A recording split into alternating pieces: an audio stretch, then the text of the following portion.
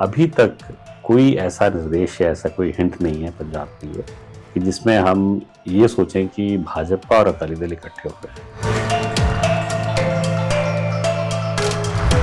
बहुत बड़ी चोट लगेगी जब हम ये गठबंधन करेंगे। जैसे ही गठबंधन होगा, जो भी सीटें उनको अकाली दल को जाएंगी, वहाँ हमारा कैडर बिल्कुल बैकफुट पे चला जाएगा। तो वहाँ पे हमें मालूम है कि किस तरह से पहले भी अकाली दल काम करता रहा है।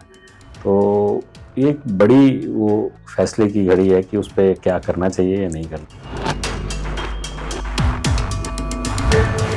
हमने पिछले वक्त में देखा है कि किस तरह से अकाली दल डिमोरलाइज करता है कि ये लोग गाँव में बिल्कुल आगे नहीं बढ़ पाए। देखिए, 23 सीटों पे हम लड़ते रहे हमेशा जब हम गठबंधन में, और ये चैलेंज जरूर था कि हमारे पास जो नए लोग आ रहे हैं वो कहाँ कहाँ करेंगे खड़े, और कितने लोग होंगे, क्या पूरे कर पाएंगे।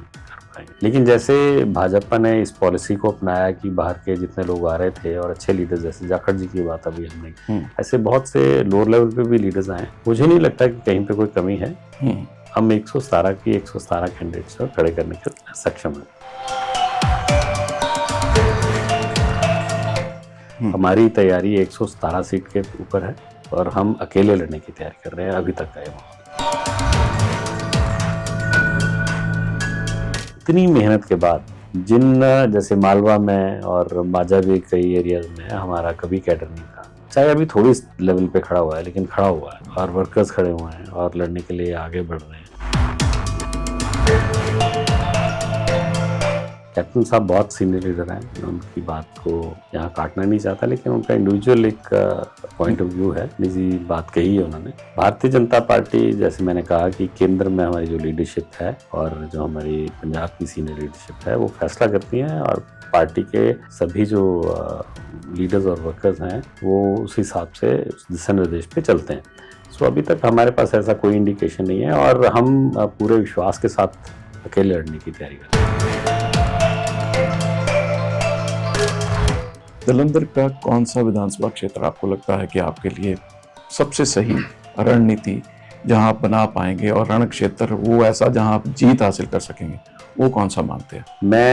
मेरा जो नया घर है जहाँ मैं शिफ्ट हुआ हूँ जनवरी में, वो सेंट्रल कॉन्स्टिट्यूंसी में। हर जो लीडर की यही ख्वाहिश होती है कि जिस जगह पे वो रहता है वहीं से लड़े। पार्टी तय करेगी, लेकिन अगर पार्टी देना चाहेगी तो मैं सेंट्रल कॉन्स्टिट्यूंसी से इंटरेस्टेड हूँ।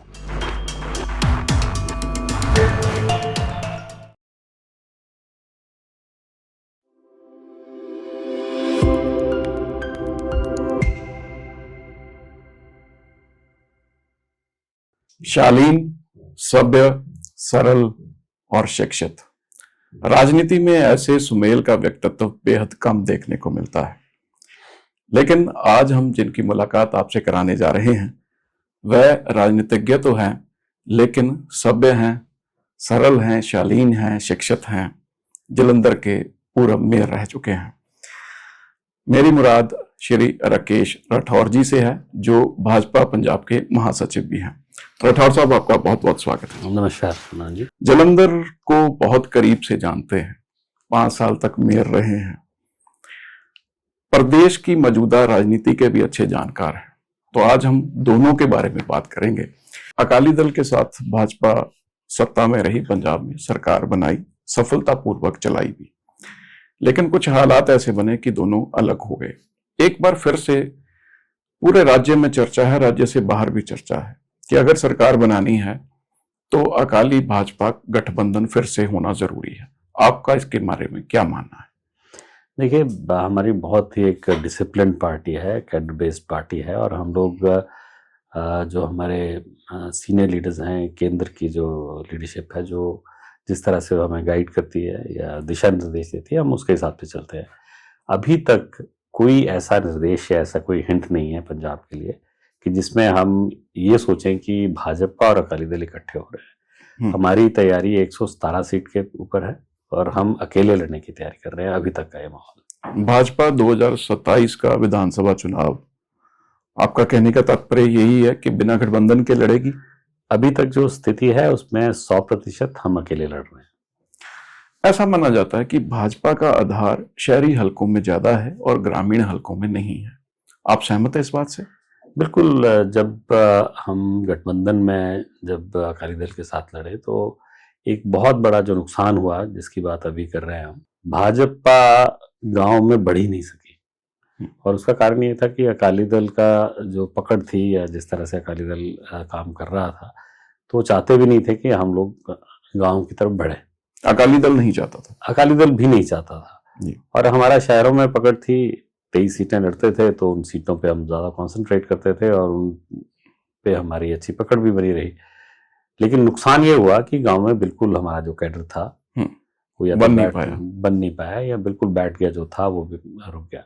अभी भी जो साथी या जो लोग, जो लीडर्स हमारे विरोध करते हैं कि हमें गठबंधन में जाना चाहिए, उसका एक सबसे बड़ा कारण यही है क्योंकि इस दौरान जब अकाली दल अलग हुआ तो हम अलग अलग गाँवों में पहुंचे। अभी मैं पिछले दिनों में इंचार्ज था डेरा बाबा नानक के जो इलेक्शन हुए हैं, बाई इलेक्शन था। हालांकि वोट बहुत नहीं पड़े, लेकिन मैंने ये देखा कि भाजपा का निशान, भाजपा के कार्यकर्ता हर गांव तक पहुंचे। और जो किसान मूवमेंट में हमने जिस तरह का विरोध देखा, एक नैरेटिव भाजपा के खिलाफ खड़ा किया गया था, उसको खत्म करने में हम सफल हुए हैं, ऐसा हमारा मानना है।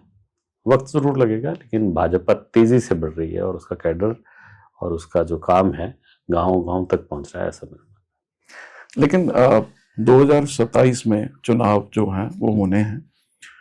अगर देख लिया जाए तो लगभग 1 साल बाकी बचा है। ठीक, क्या आप मानते हैं कि ये पर्याप्त समय है ग्रामीण हलके में जाकर के, ग्रामीण क्षेत्रों में जाकर भाजपा अपना आधार बना पाएगी?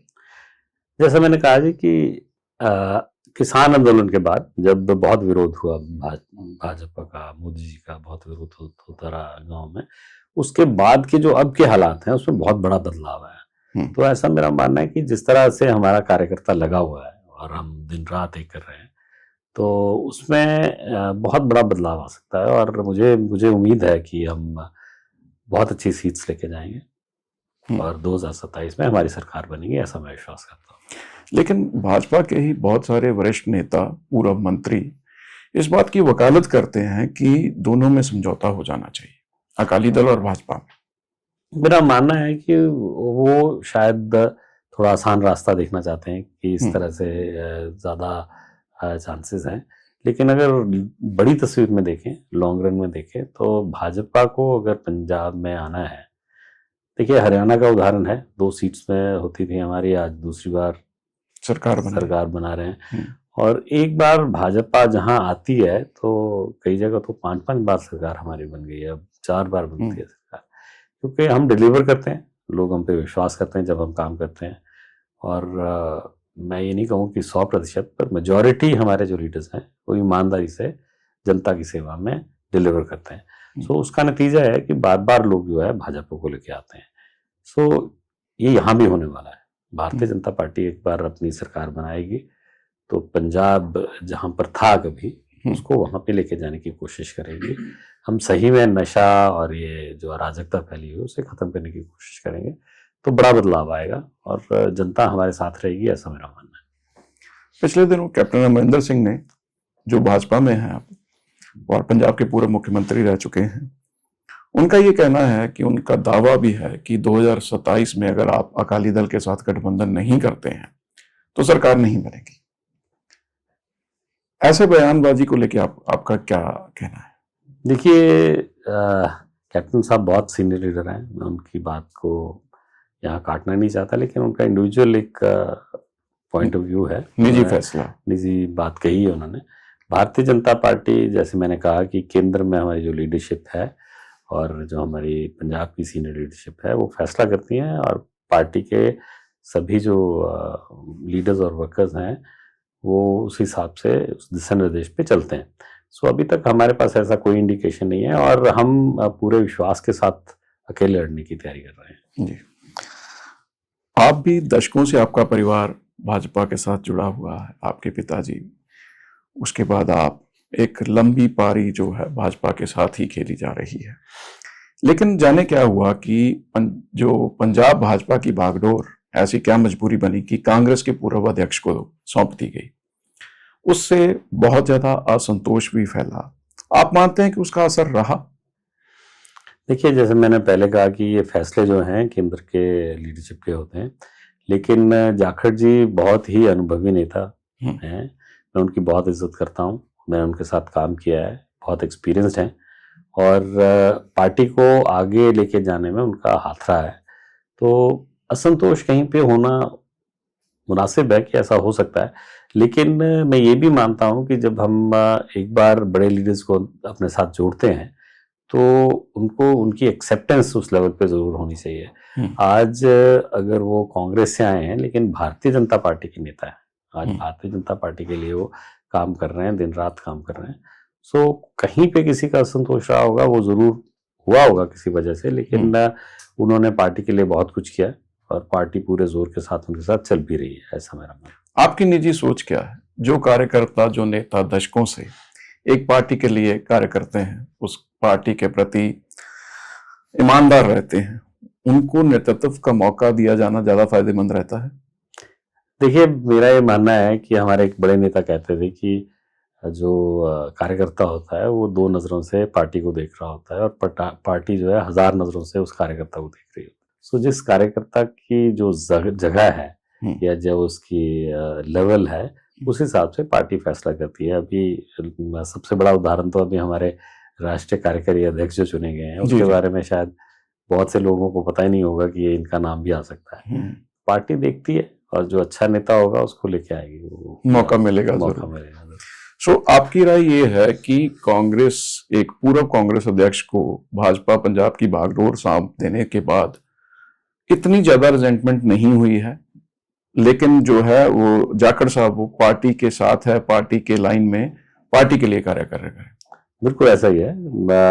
रिजेंटमेंट कहीं पे हुई ऐसा मुझे बहुत नजर नहीं आया, लेकिन कहीं पे हुआ भी हो सकता है, इंडिविजुअल किसी जगह पे भी हो सकता है। वो पार्टी के अंदर का कोई नेता बने तब भी कुछ ना कुछ आपस में पॉलिटिकल सिनेरियो ऐसा होता है कि जिसमें किसी ना किसी का विरोध और किसी ना किसी का सहयोग नजर आता है। हम्म, लेकिन जाखड़ जी ने बहुत अच्छा और बढ़िया काम किया और आज भी अच्छा काम कर रहे हैं। जी।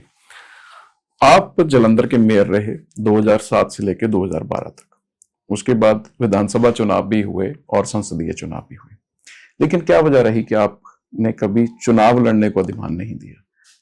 नहीं, ऐसा नहीं था। जैसा मैंने पहले कहा है कि हमारे यहाँ अच्छे लीडर्स थे, मनोरंजन कालिया जी, केडी भंडारी जी जलंधर के बड़े लीडर हैं और हम्म, बड़ी बार इन्होंने इलेक्शन भी लड़ा है। तो बहुत बार मेरा नाम आया, सेंट्रल कॉन्स्टिट्यूंसी से भी नाम आया, हाँ, एक बार नॉर्थ कॉन्स्टिट्यूंसी से भी आया। पार्टी ने जो फैसला किया मैं उसको एक्सेप्ट करके आगे बढ़ता रहा। लेकिन यह है कि पार्टी ने मेयरशिप का एक बड़ा मौका दिया और उसके बाद मैं 3 बार महामंत्री और 3 बार उपाध्यक्ष रहा भाजपा पंजाब के। भाजपा पंजाब के।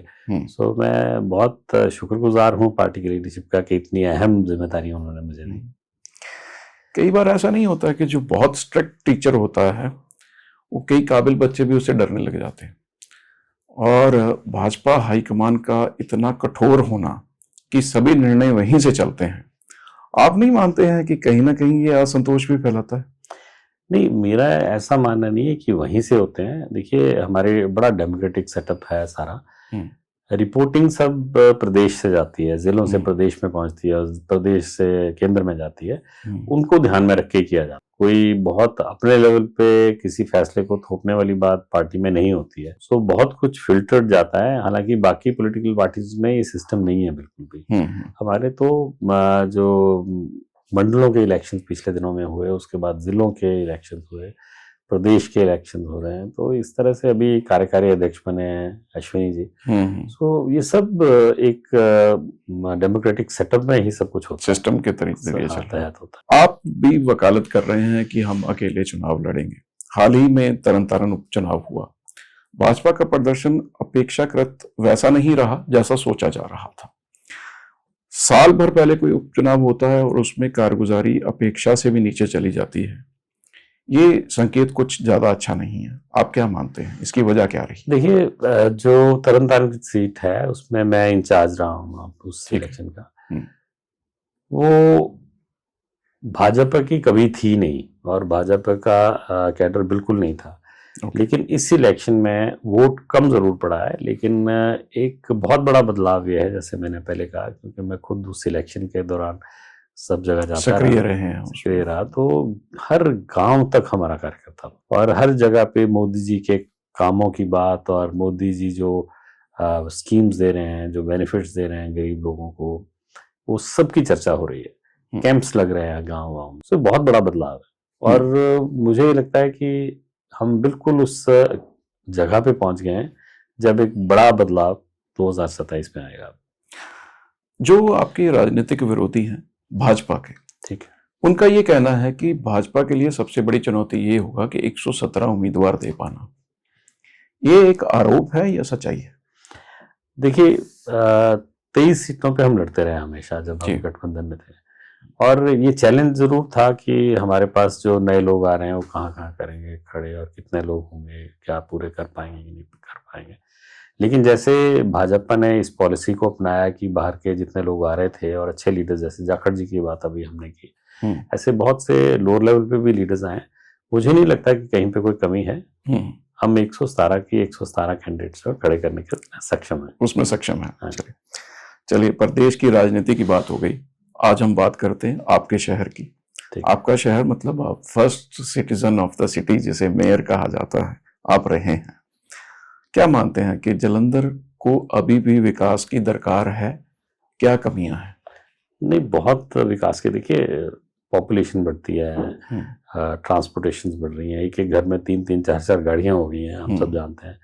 सो उस हिसाब से जो प्रेशर एक सिटी पे आता है उसको जिस तरह से प्लान किया जाना चाहिए, वो मेरे को लगता है कि यहाँ पे नहीं हो पा रहा है। और जब मैं मेयर था, मैं क्रेडिट अपना पूरी तरह नहीं लूंगा, क्योंकि मैं कहूँगा कि मेरे साथ अच्छी टीम थी, सारे लोग अच्छा काम करने वाले थे, तब बहुत डेवलपमेंट हुई थी। उदाहरण के लिए मैं एक सिर्फ ये बात बताना चाहता हूँ कि लगभग एक बहुत बड़ी न्यूज़ बनी थी, शायद तब आपने भी, आप किसी न्यूज़पेपर के साथ, जर्नलिज्म में, तो 100 करोड़ रुपया हमारे प्रकाश सिंह बादल जी चीफ मिनिस्टर, उन्होंने अनाउंस किया कि 100 करोड़ रुपया जालंधर को डेवलपमेंट के लिए दिया जाएगा। सारे न्यूज़पेपर में बड़ी खबर लगी, बहुत कुछ हुआ और उसकी डेवलपमेंट बहुत हुई। हमने लगभग 4 शायद फ्लाईओवर्स बनाए, रोड्स बड़ी अच्छी बनी।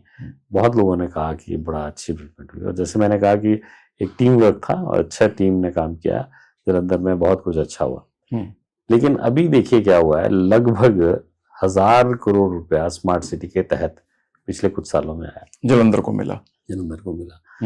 और अगर उसके मुकाबले, चलिए थोड़ी, अब मैं इन्फ्लेशन भी समझता हूँ कि पैसा 100 करोड़ उस समय का मुझे तो ज्यादा होगा, लेकिन फिर भी 1000 करोड़ बहुत रुपया होता है। और उस हिसाब से मैं जालंधर की डेवलपमेंट देखता हूँ तो मैं नहीं समझता हूँ कि यहाँ बहुत कुछ हुआ। तो बहुत बड़ी कमी है। आज सीवरेज का इशू होता है, जब बारिशें होती हैं तब शहर डूब जाता है। गंदगी या सफाई की बात करें, बहुत सफाई नजर नहीं आती है। अभी भी न्यूज आती है मोहल्लों में वैसे ही पानी जमा हो रहा है, बारिश के बिना भी सीवरेज का पानी बाहर आ रहा है। पिछले मानसून में तो जालंधर का पॉश एरिया डूब गया।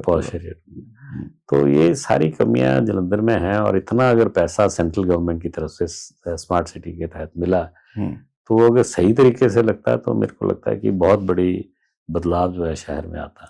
आप क्या मानते हैं कि वो 1000 करोड़ लगा नहीं, या कि फंड्स का दुरुपयोग हुआ? क्या मानते हैं, या योजना नहीं बनाई? नहीं, फंड्स का दुरुपयोग ही हुआ है, साइफन आउट ही हुआ है। अच्छा। हमने उन दिनों में एक इंसिडेंट देखा था कि कांग्रेस के एक नेता ने सुसाइड कमिट कर ली थी, बहुत दुर्भाग्य वाली बात थी, और मैं उसके बारे में कमेंट नहीं करूंगा, लेकिन वो सब करप्शन के साथ कनेक्टेड बातें थी और सबके सामने आई थी वो, जिस तरह से सब कुछ हुआ।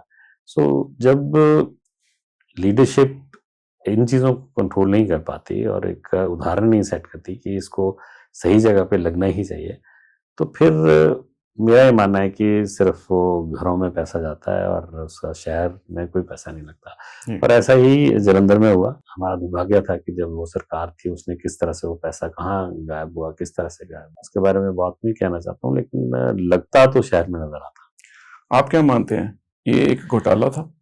बिल्कुल घोटाला ही, करप्शन तो है ही है। देखिए, ये मैं तो, जब मैं खुद मेयर था तो मैं ये बड़ा खुले तौर पे कहता था कि कॉर्पोरेशन में करप्शन है और उसे रोकने के लिए हमें उदाहरण सेट करने पड़ेंगे। और बहुत जगह ऐसा हुआ कि जहाँ पे हमने बहुत से इंसिडेंट्स में बड़ा सख्त तरीके से इन चीजों को लागू किया। जांच की मांग करते हैं?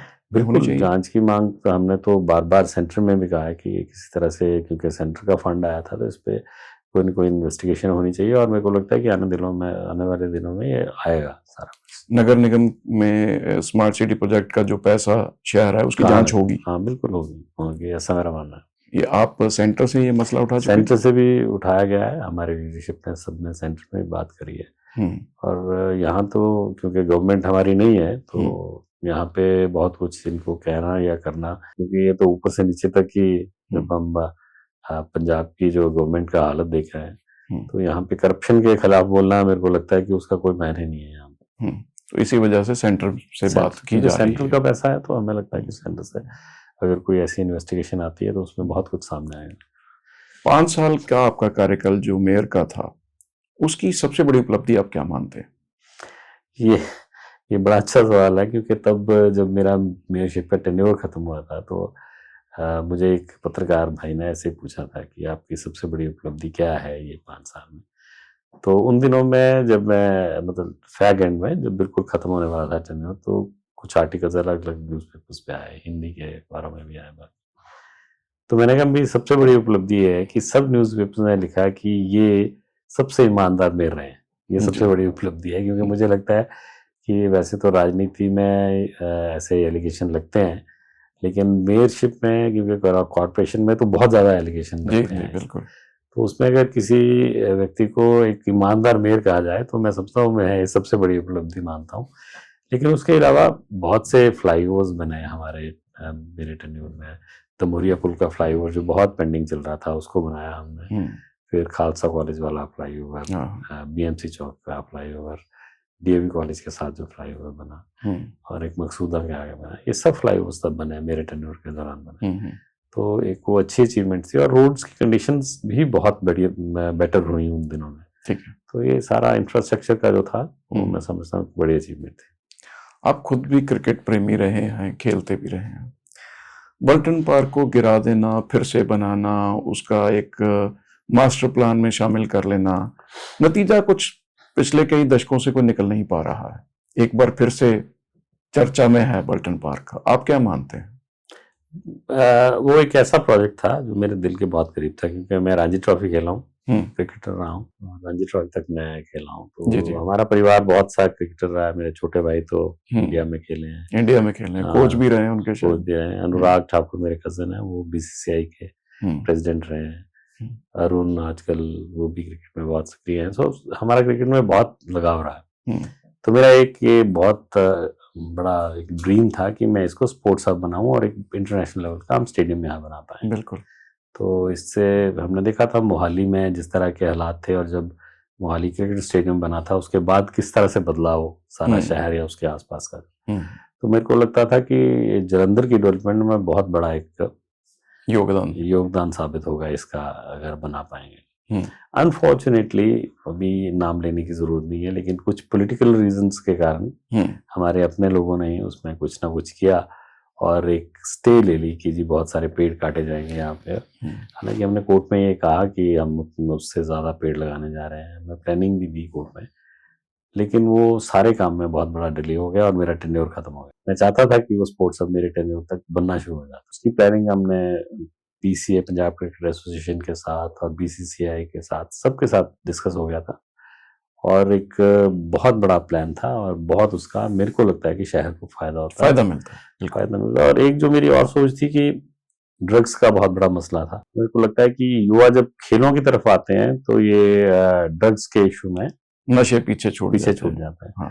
और अगर हम स्पोर्ट्स हब जब कहते हैं, तो हॉकी का स्टेडियम, बैडमिंटन, स्विमिंग के पूल्स बनने की बात, वो सब कुछ था उसमें, लेकिन वो बना नहीं पाए। जो मैंने जैसे कहा कि कुछ पॉलिटिकल अपने ही लोगों में कुछ ऐसा था कि ये बनने से शायद राठौर साहब का बहुत बड़ा नाम हो जाएगा, तो वो रोक दिया गया किसी तरह से। That was unfortunate. लेकिन अभी भी ये गवर्नमेंट, पिछले दिनों में इन्होंने फिर से कहा कि हम ये करने जा रहे हैं, और मैं फिर कुछ होता नहीं देख रहा हूँ। शायद यहाँ भी पॉलिटिक्स चल रही है, क्या हो रहा है। लेकिन अगर इसको बना पाए, तो एक बहुत बड़ा एसेट जो है वो जालंधर को मिल सकता है, और इसका फायदा बिजनेस पॉइंट ऑफ व्यू से, जो यहाँ के यंगस्टर्स हैं, बच्चे हैं, उनको खेलों में मौका मिलने के तौर पे, बहुत बेनिफिट मिल सकता है। हाँ देखिए, धर्मशाला में क्रिकेट स्टेडियम बना, धर्मशाला डेवलप हो गया, बहुत रफ्तार से डेवलप हुआ, टूरिज्म भी बढ़ा, होटल इंडस्ट्री भी ग्रो करी, और ऐसा अगर जलंधर में होता तो ग्रो करता। अगर आज आपको कहा जाए कि 5 ऐसी बातें जलंधर के लिए की जाएं कि जलंधर की दशा और दिशा दोनों बदल जाएं, वो क्या मानते हैं? 5 में सबसे पहले तो जैसे अभी डिस्कस कर रहे हैं कि ये स्पोर्ट्स हब बनना बहुत ज़रूरी है, ठीक है। इसको बनाना ही चाहिए। एंड मेरे को ऐसा लगता है कि यहाँ से एक बाईपास बन रहा है, अगर हवेली से पहले हाँ जी, हाँ जी, बाईपास बन रहा है, हाँ, उसको जल्दी कंप्लीट होना चाहिए, क्योंकि ट्रैफिक की जो समस्या है जलंधर में बहुत बढ़ रही है दिनों दिन। बिल्कुल। और अगर वो बाईपास टू अमृतसर या बाकी जी, पठानकोट रोड के लिए कनेक्ट करेगा और शाहपुर के लिए कनेक्ट करेगा, तो उसकी ज़रूरत है। ठीक है। उसमें मुझे सुनने में आया है, मैं एग्जैक्टली तो नहीं बता पाऊंगा कि, लेकिन ये पता लग रहा है कि शायद किसानों की तरफ से जमीनें नहीं दी जा रही हैं, कुछ ऐसी प्रॉब्लम आ रही है, कुछ हिंड्रेंस है, अभी तक काम पूरा नहीं है, लेकिन उस काम को बहुत जल्दी करने की जरूरत है। ठीक है। दूसरा तो यह है। तीसरा है कि हमारे पास अब एयरपोर्ट आ गया है यहाँ पे आदमपुर में जी, लेकिन वहाँ पे एक बड़ी समस्या है कि वो फ्लाईओवर पेंडिंग चल रहा है कितनी देर से, और यहाँ पे सरकार बैठी कुछ नहीं कर रही है। अगर वो फ्लाईओवर अच्छा बन जाता है, कुछ और फ्लाइट्स पड़ती हैं, तो बिजनेस के लिए वो भी बहुत बेनिफिट हो सकता है। लुधियाना हमसे बड़ा इंडस्ट्रियल एरिया है जी, बहुत बड़ा इंडस्ट्रियल एरिया, हमें इंडस्ट्री को यहाँ जलंधर में भी बढ़ाना चाहिए। उसके लिए किस तरह का कोई प्लान एक इंडस्ट्रियल एरिया में, जैसे फोकल पॉइंट है, उसकी सड़कों की हालत हम सब देखते हैं। हाँ, बिल्कुल। मेरी भी वहाँ एक फैक्ट्री थी, तब बहुत प्रॉब्लम होती थी। तो अगर इंडस्ट्री को बढ़ाने के लिए कुछ प्लान किया जा सकता है तो जरूर करना चाहिए।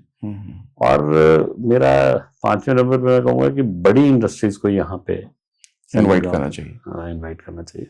अगर वो आती हैं तो जलंधर की ग्रोथ अच्छी होगी और उससे जलंधर को फायदा होगा। पंजाब का मौजूदा राजनीतिक माहौल है, उसे लेकर आपकी क्या राय है? राजनीतिक माहौल मनोज जी, देखिए 92 सीट्स लेकर आम आदमी पार्टी जो जीत कर आई थी, लोगों ने इसलिए वोट दिया था क्योंकि इन्होंने बहुत कुछ बोला था कि हम बहुत कुछ बदलाव लेके आएंगे पंजाब को। जिस तरह पहले सिरमौर एक जिला प्रदेश माना जाता था, वैसा एक प्रदेश बना के दिखाएंगे।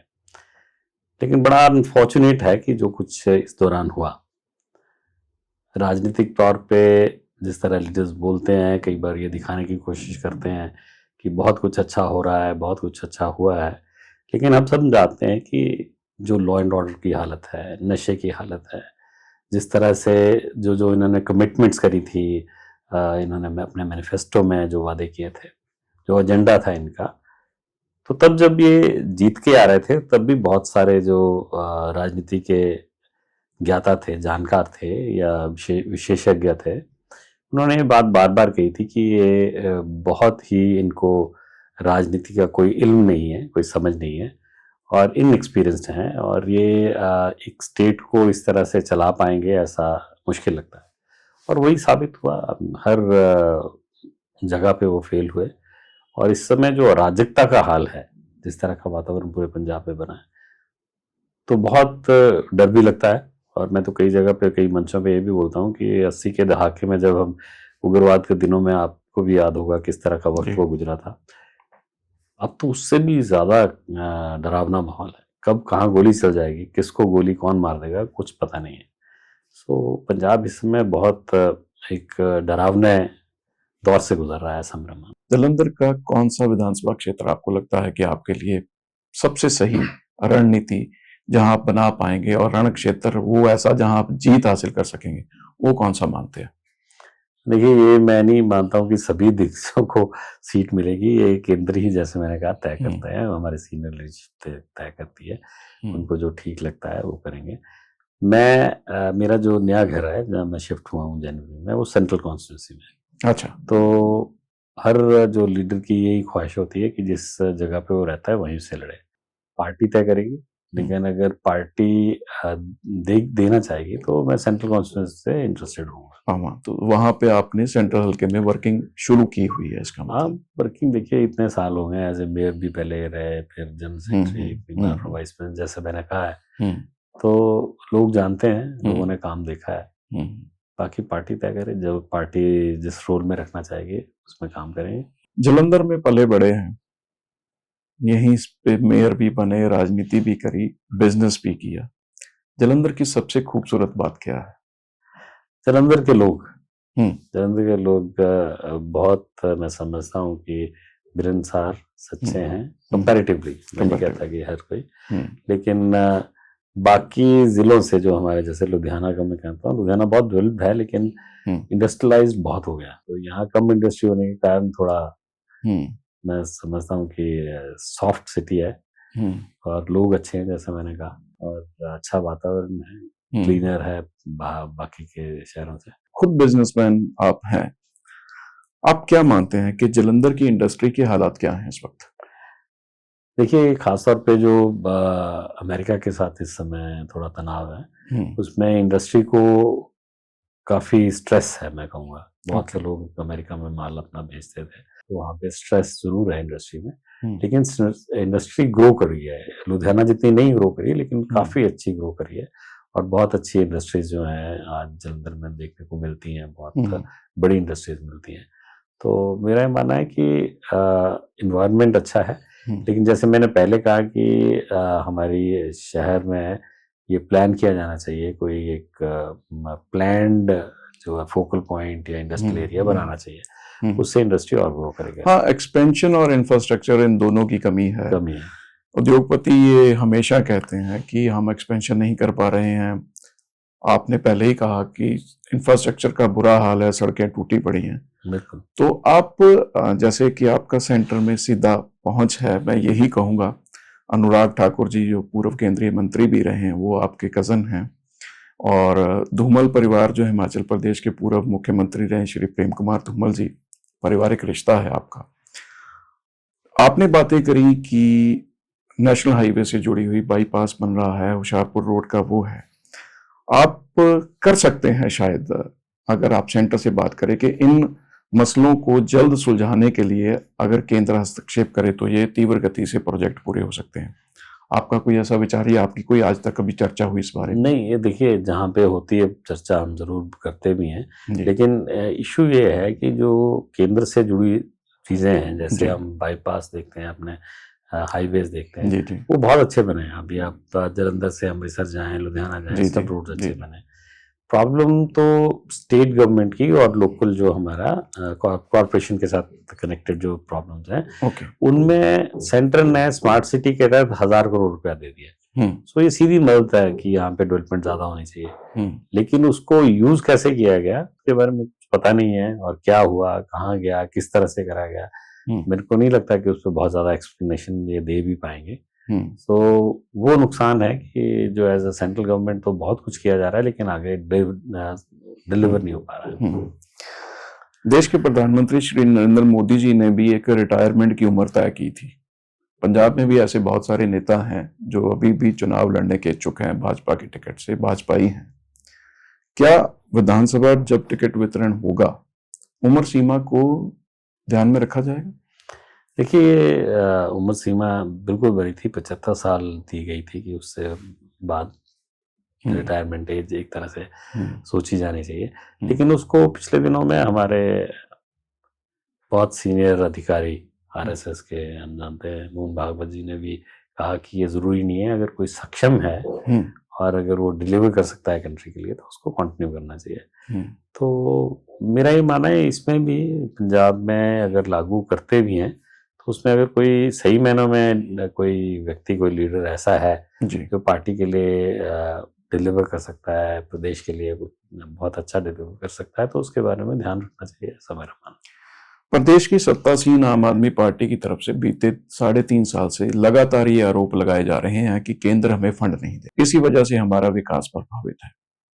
आपका क्या मानना है इस पर? मैं कई जगह पे कहता हूँ कि हमारे जो मुख्यमंत्री हैं उनकी एक सराहना करता हूँ कि वो आर्टिस्ट अच्छे थे, स्टेज पे अच्छा काम करते थे, लोग लाइक करते थे, हम भी देखते थे तो हमें भी पसंद आता था। तो आर्टिस्ट का काम होता है कि एक कैरेक्टर के बीच में डूब के जो लोग देखने वाले हैं उनको ये लगना चाहिए कि वो कैरेक्टर ही है, व्यक्ति इस समय वही कर रहा है। तो मुख्यमंत्री के रूप में भी वो यही कर रहे हैं। सो मैं नहीं समझता हूँ कि इज अ सीरियस पॉलिटिशियन, वो स्टेट को रन करने में बिल्कुल सक्षम नहीं है, और मैं फेलियर मानता हूँ उनको। लेकिन एक अच्छा आर्टिस्ट होने के कारण वो जो किरदार है उसको किस तरह निभाना है उसमें बखूबी निभा रहे हैं। तो मेरे को ये लगता है कि आज की जो तारीख है उसमें उनके हाथ में कुछ नहीं है, और जैसे वो कहते हैं कि फंड्स नहीं उनके पास पहुंचे। मैं उदाहरण के तौर पे बता रहा हूँ, पिछले दिनों में बाढ़ आई और नरेंद्र मोदी जी खुद गुरदासपुर पहुंचे। अब मैं समझता हूँ कि देश के प्रधानमंत्री हैं, सबके प्रधानमंत्री हैं, मेरा यह मानना है कि वहां मुख्यमंत्री को होना चाहिए था। मुख्यमंत्री नहीं आए, उन्होंने अपने मंत्री भेजे। एक चर्चा बाद में न्यूज़पेपर में चली कि डिजास्टर फंड में 13,000 करोड़ रुपया, कैग में भी वो रिपोर्ट आई कि 13,000 करोड़ रुपया पंजाब को मिला। इनके ऑफिशियल्स भी मानते हैं, पॉलिटिकल फेसेस नहीं मानते हैं, लेकिन ऑफिशियल्स मानते हैं 13,000 करोड़ है। वहां पे जब प्रधानमंत्री जी आए, नरेंद्र मोदी जी आए, तो इनके जो सीनियर ऑफिशियल्स थे उन्होंने एक रिपोर्ट वहां बताई और बताया कि 13,500 करोड़ का टोटल नुकसान पंजाब को हुआ। 13,000 करोड़ उनके पास पड़ा था, फिर भी एक जो इमीडिएट रिलीफ चाहिए थे उसके लिए 1,600 करोड़ रुपया उन्होंने वहां अनाउंस कर दिया। अब आज तक वो 13,000 करोड़ कहाँ गया है उसको ही गवर्नमेंट नहीं बता पा रही है, और एलिगेशन क्या लगा रही है कि 1,600 करोड़ नहीं हमारे पास आया है। बार बार आता है चर्चा। प्राइम मिनिस्टर का अनाउंस किया पैसा नहीं आना है, ये दुर्भाग्यपूर्ण है कि कोई ऐसा चीफ मिनिस्टर कह रहा है। वो अलग अलग हेड्स में आता है और आज आप उसको गहराई से देखेंगे तो सब फंड्स आए होंगे, लेकिन वो 13,000 करोड़ कहाँ गया उसके बारे में कोई चर्चा नहीं कर रहा है, कोई बता पा नहीं रहा है कैसे गया, किधर गया। और हम तो अपोजिशन में ये बात रखते हैं कि इनका जो बार बार अलग अलग सूबों में इलेक्शंस में जाना, बाई ईयर जाना, एडवर्टीजमेंट करना, ये सारा पैसा फंडेड हो रहा है पंजाब से। तो हमारा मानना है कि ये इसी तरह से साइफन आउट हुआ होगा, ऐसा मेरा अंदाजा है। लेकिन अनफॉर्चुनेट है कि इस तरह के एलिगेशन लगाना कि जी वहां से पैसा नहीं आ रहा। और दूसरा उदाहरण मैं देना चाहता हूँ कि जिस तरह से केजरीवाल जी जब आए यहाँ पे पंजाब में, तो उन्होंने बहुत चर्चा करी कि हमें बहुत फंड्स नहीं चाहिए, हम यहाँ से रोक लेंगे, करप्शन रोक लेंगे। और उसमें एक बड़ा फिगर दी गई कि 20,000 करोड़ रुपया तो हम जो है ये जो माइनिंग है उसको रोकेंगे, जो नाजायज माइनिंग हो रही है। आज हालात देखिए जाके, पहले से ज्यादा माइनिंग हो रही है, उसकी तरफ आंख भी कोई उठा के नहीं देख रहा है। और आप इलेक्शन में आने से पहले इतना धमका रहे थे कि कोई नाजायज माइनिंग वाला छोड़ेंगे नहीं। क्यों चल रही है आज भी? कौन नहीं रोक पा रहा उसको? सो मेरा ये मानना है कि ये सेंट्रल के, वो जैसे मैंने पहले कहा कि वो एक किरदार निभा रहे हैं मुख्यमंत्री का, एंड उनमें कन्विंसिंग पावर है जो देखने वालों उनको दिखा देते हैं कि हम जो कह रहे हैं बहुत सच्चा कह रहे हैं। और हम तो हमेशा ही कहते हैं कि आम आदमी पार्टी की ऐसी पॉलिटिकल पार्टी हमारे देश के सिनेरियो में आई है कि जो झूठ बोलने की महारत हासिल करके आई है।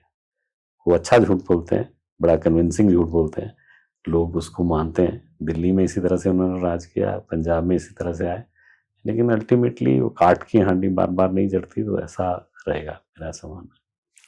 चलिए अगले 1 वर्ष के बारे में बात करते हैं। आपने कहा कि आज की तारीख तक अकेले चलने का ही प्रोग्राम बनाया हुआ है, भाजपा अकेला चुनाव लड़ेगी, लेकिन ये एक बहुत कठिन डगर है जिसके ऊपर बहुत कड़ी मेहनत करनी पड़ेगी। तो उसके लिए जो हाईकमान है उसकी तरफ से कोई रोड मैप ऐसा बन के पहुंच पाया आपके? नहीं, देखिए कठिन डगर नहीं है।